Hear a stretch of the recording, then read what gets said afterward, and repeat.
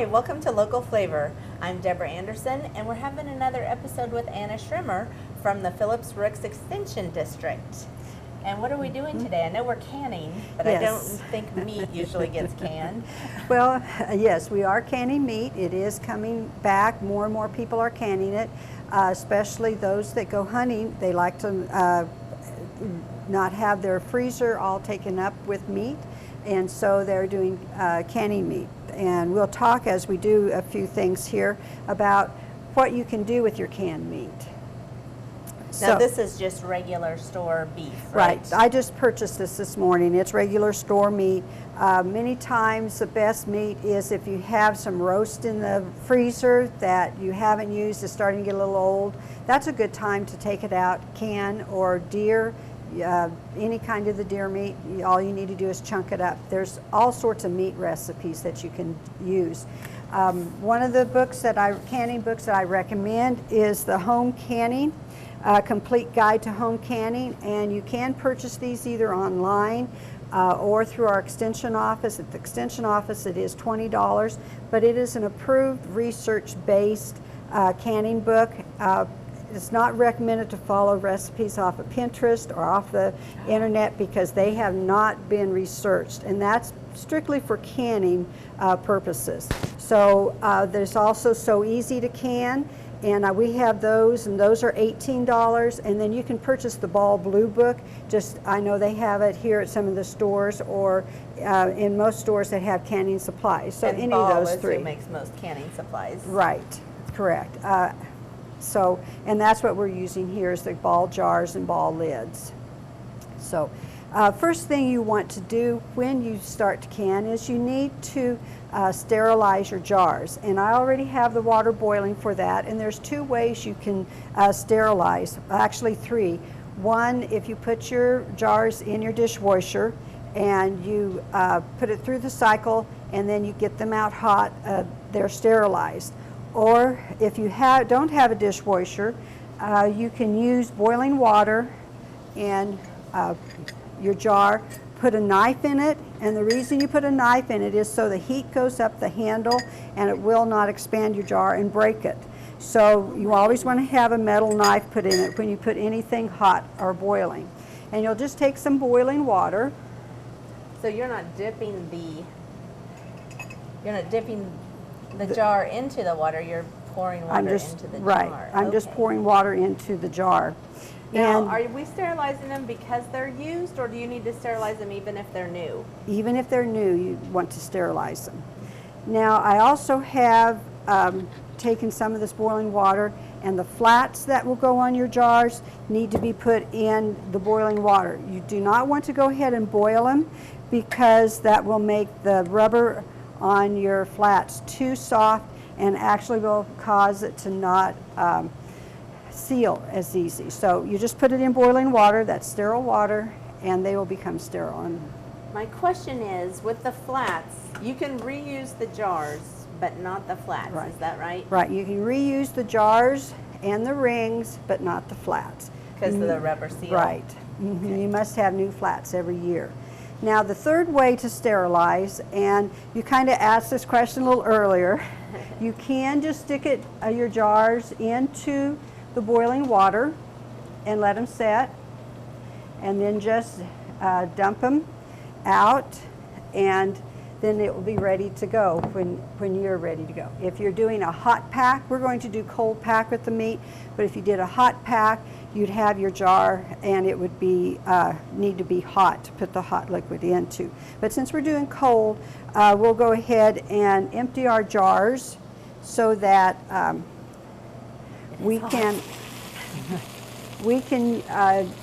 they'll be cool enough when we're ready to put our meat into it.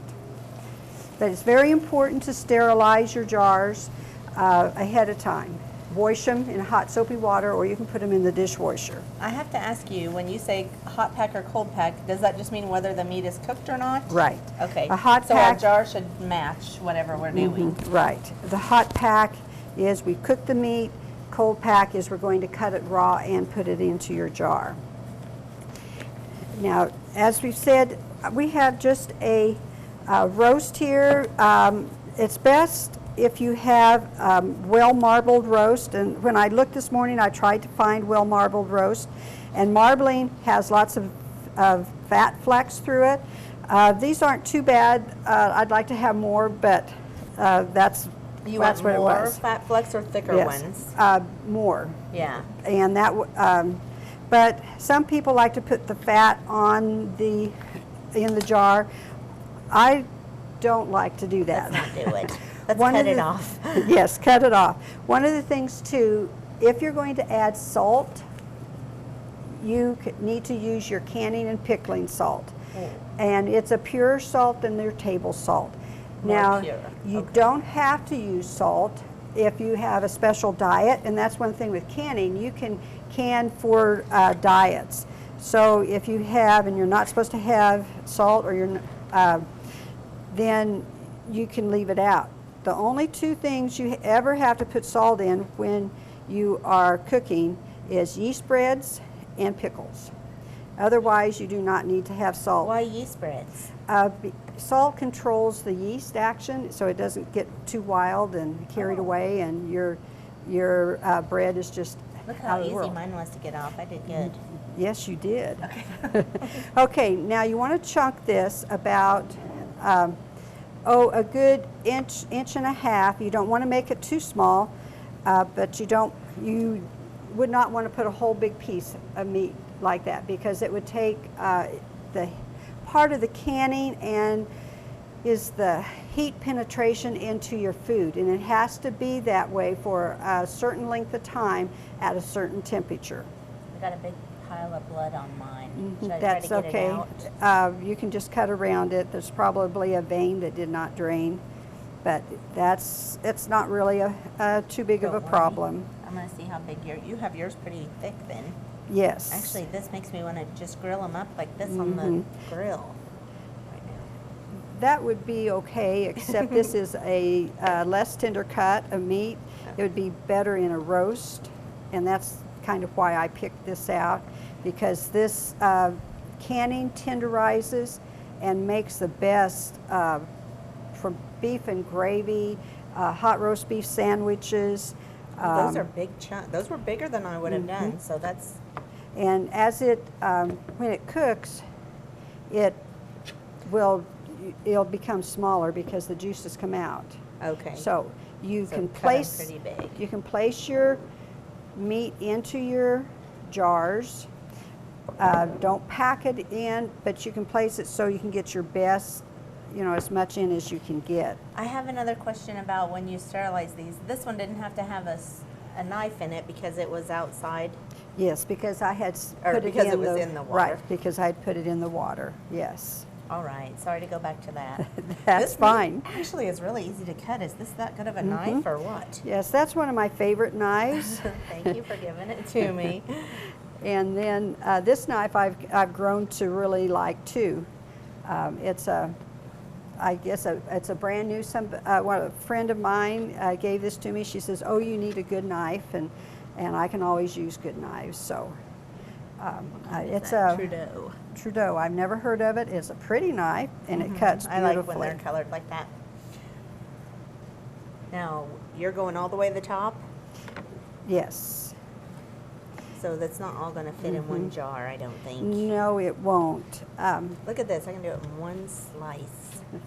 Okay. So, and we will, I think I might have to cut this one into a smaller piece. And that's one nice thing about meat. You can cut them into smaller pieces.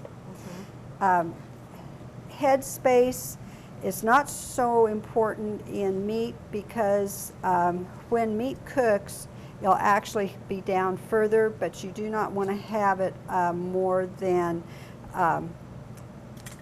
where this little ring is here. Okay. This is for... Should I push it down like this, or is that not a good idea? Don't pack it too much. You want it loosely packed in there. I'll start over. Okay. Okay. While you redo that, I'll talk about my little tool here. This is for headspace. This is also used to get bubbles out, which is really more important when you can fruits and vegetables than it is with canning meats. But to find a headspace, this is 1/4 inch, which you would use for canning jellies and jams, and a 1/2 inch is usually where you would put fruits, and 3/4 of an inch is I believe for meats, and then you have an inch for whatever your recipe tells you for. Is it marked on there? It is marked on here, and what's nice about it is it has a little stair step. It just fits over your edge, so you can put it down and it will just show you where you're at without having to get a ruler out. So the headspace is just the amount of space at the top. Right, and for different products that you're canning has different headspace, and that has to do with the sterilizing factor and the processing. So we will set our meat, the rest of our meat to the side, and put those in other jars a little later. If you were going to add salt, you would do it first, and since we're not adding salt, we will go ahead with the next step. How about if I put salt in mine? Can, but you'll need to dump your meat out and put it in the bottom. I'm doing it.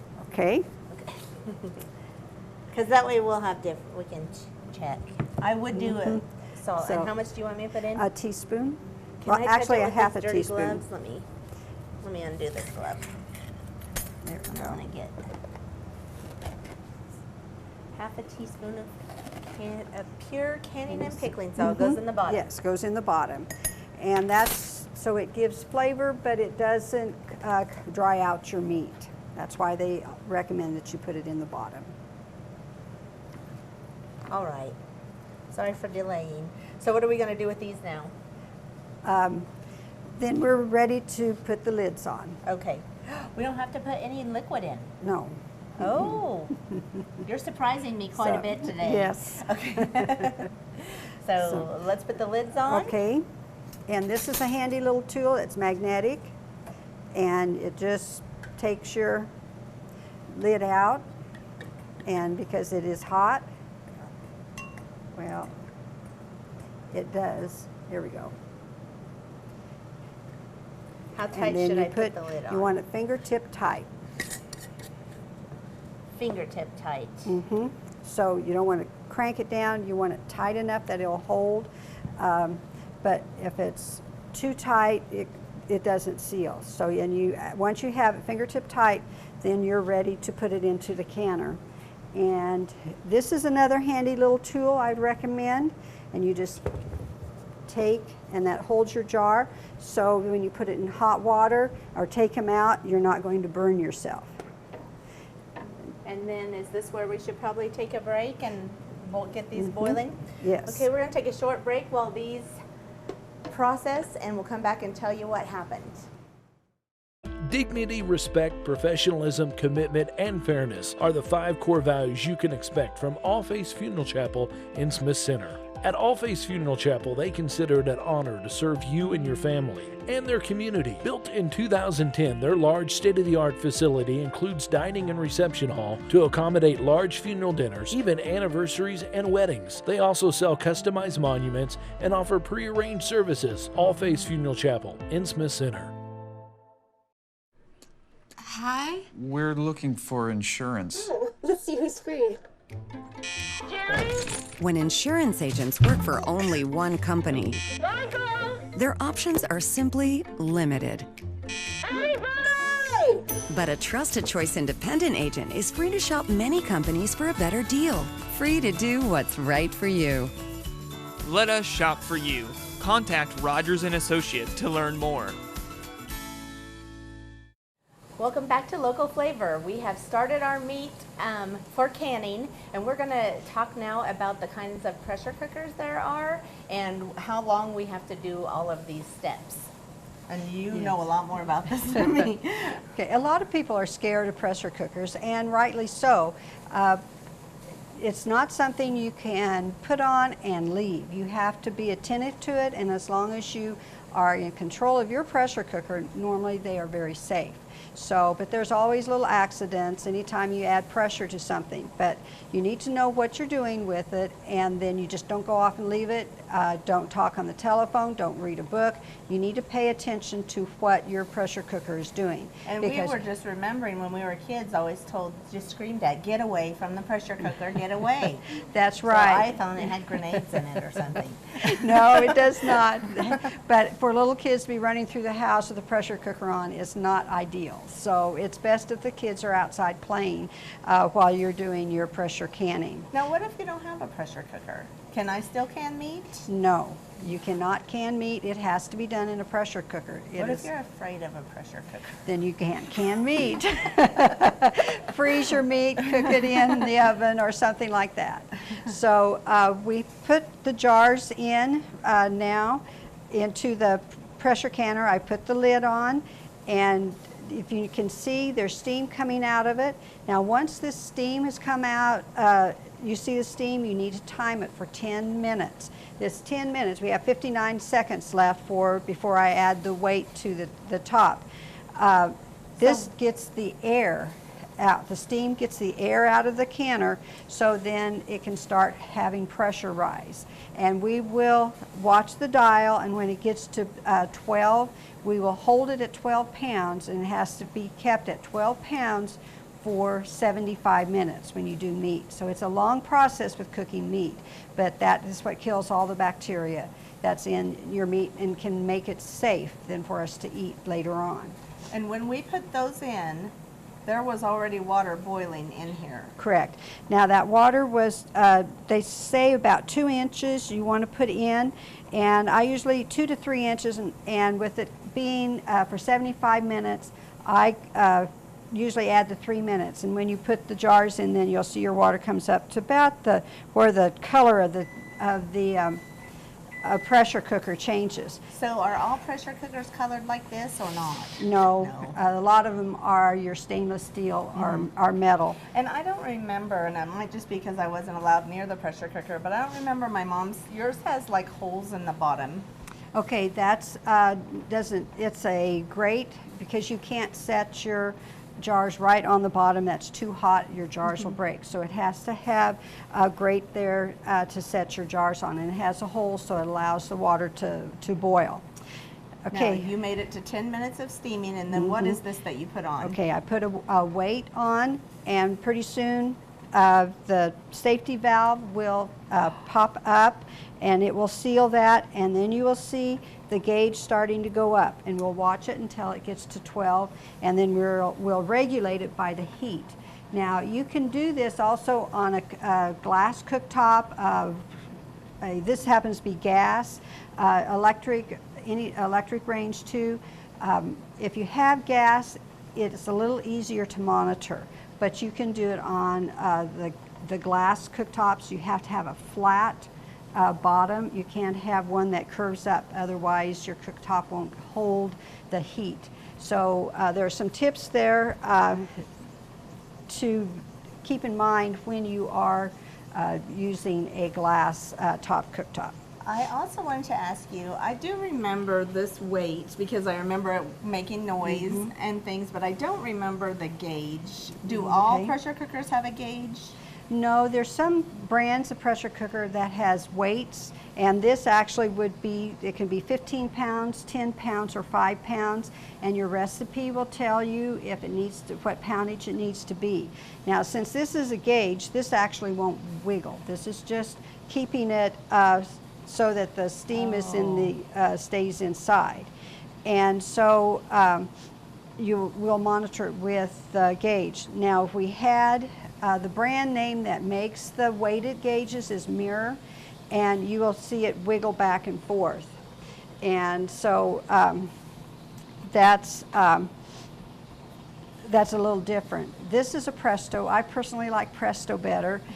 Mirror is a very good pressure canner too. The biggest problems with the Mirror is that the parts for it has to come from Brazil. whereas with Presto, it's in the United States and you can get your parts much easier. This gauge looks new. Have you replaced it, or is that the original Yes. gauge?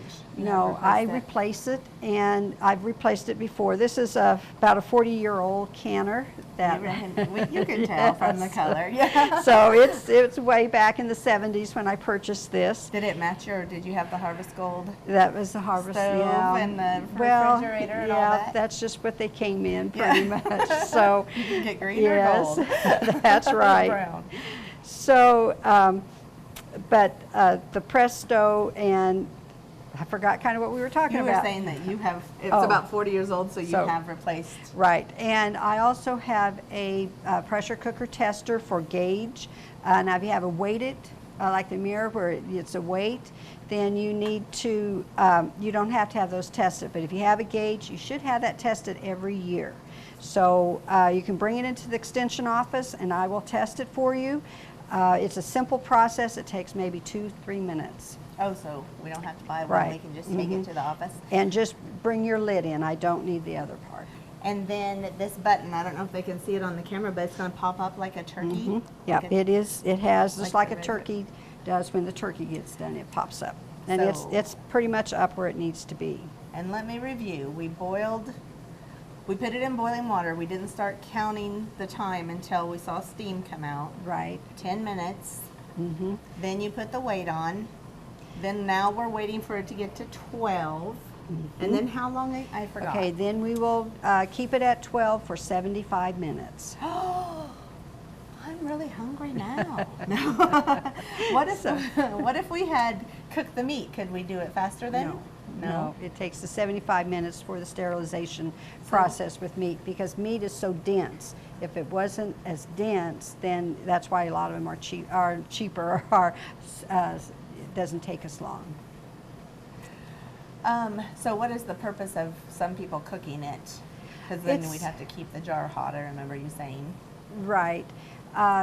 It's some people just you can cook meat and put things in it like they make stew and they already have the vegetables in there.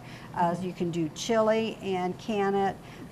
There's all sorts of recipes in the book that I told you about at the beginning. You follow the recipes, can do the same process that we did, only you would probably hot pack it because the chili would be hot or the vegetables I just stew. have one more question about the cooking. If it's cooked, did it lose enough size and water that you'd have to put water in with it? Normally you would be putting in some broth with that. From the broth? I was just thinking I'd like to put like a bay leaf in, but maybe that'd be too strong for just a small jar. I would wait and add your herbs and your spices when you're actually making what you're going to make out of this. Well, let's come up with some ideas for what we can make with this. What if we'd used bigger jars? Would we? It would take longer to process. We are using pints today just for time, but I like to do quarts, and quarts take 95 minutes to process, so that's why we're using pints Now, today. you know all this by heart, but really people should refer to Correct. the Bible right. of the canning. And one of the things, another thing I have not mentioned, it's very, very important, and that is altitude. All the recipes are for 1,000 feet. In Phillips County, do you know what the altitude is here? I don't. Okay, it's right around 2,000. So it's some places it's 1,900 and other places it's 2,015 in Phillips County. So we kind of average it at 2,000. So that's what you want to do the recipe for, is at 2,000 feet. And that's why we do 12 pounds instead of the 11 pounds. That's recommended for 1,000 feet. Oh my goodness, very complicated. Let's go look at that recipe book and find some things that we can do with this, and we'll come back and show you what it looks like when it's done. Angels Care Home Health, serving Russell and all the surrounding areas, is a Medicare certified home health agency providing quality skilled nursing services to patients in their homes or wherever they reside. She takes my blood pressure and listens to me breathe and asks me how I'm doing. Whatever the need, Angels Care is there to help 24 hours a day, 7 days a week. Contact Angels Care today for more information on our home health services and how we can help you stay healthy. Angels Care Home Health, we serve patients. Welcome back to Local Flavor. Our cans are still going, but Anna pulled out one that she did yesterday to show us. And how did you know when to take this out? Okay, when after it's gone for 75 minutes, then we turn the heat off. We let it set until the gauge comes back to 0 and the safety valve has gone down, and then you can safely take off the weight, and then you take the lid off, let the jars set for the last bit of sterilization process for 10 minutes, and then you can take them out, and you want to put it in an area where there's not a draft, and because you don't want cold air hitting your jars, hot jars, or they could break. Oh my goodness. And let them set until you can tell when they have sealed is when there's a little, it rings or it pops. When you hear it pop, it goes ding, then you know that it has processed or it's sealed. And this is all cooked now, right? Yes, this is all cooked. All you have to do is pop the lid off. One of my favorite things to do when I'm really busy is to pop this lid off, put it in a pan, add a little bit of beef broth so it has more juice, bring it to a boil, add noodles, and it's the best beef and noodles you'll ever have. And it doesn't take hours and hours No, and hours. it takes 15 to 20 minutes and you have a meal. Oh, that's Another great. thing I like to do is to put it in a pan and bring it to a boil, make gravy out of it, and put it on mashed potatoes, and it's the best hot roast beef sandwiches you'll ever have. That sounds delicious. Well, thank you very much. It still sounds pretty scary to me, but I might get brave enough to buy a pressure cooker and try it myself just to have quick beef and noodles. So thank you for joining us on Local Flavor. We'll see you next time.